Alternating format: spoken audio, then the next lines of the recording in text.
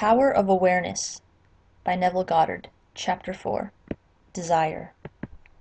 The changes which take place in your life as a result of your changed concept of yourself always appear to the unenlightened to be the result, not of a change of your consciousness, but of chance, outer cause, or coincidence.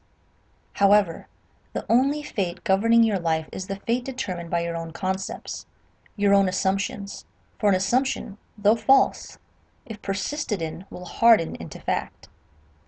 The ideal you seek and hope to attain will not manifest itself, will not be realized by you, until you have imagined that you are already that ideal. There is no escape for you except by a radical psychological transformation of yourself, except by your assumption of the feeling of your wish fulfilled. Therefore, make results or accomplishments the crucial test of your ability to use your imagination. Everything depends on your attitude towards yourself. That which you will not affirm as true of yourself can never be realized by you, for that attitude alone is the necessary condition by which you realize your goal. All transformation is based upon suggestion, and this can work only where you lay yourself completely open to an influence.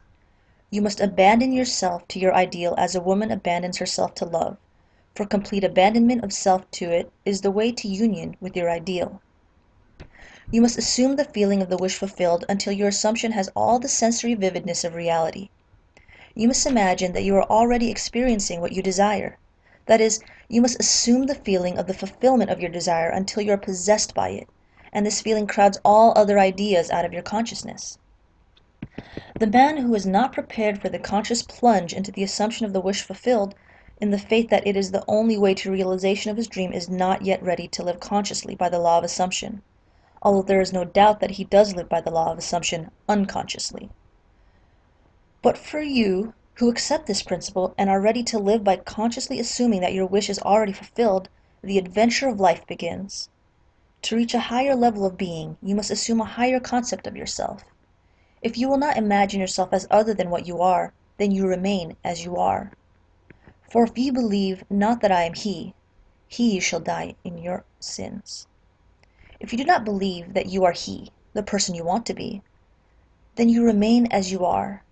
Through the faithful, systematic cultivation of the feeling of the wish fulfilled, desire becomes the promise of its own fulfillment. The assumption of the feeling of the wish fulfilled makes the future dream a present fact.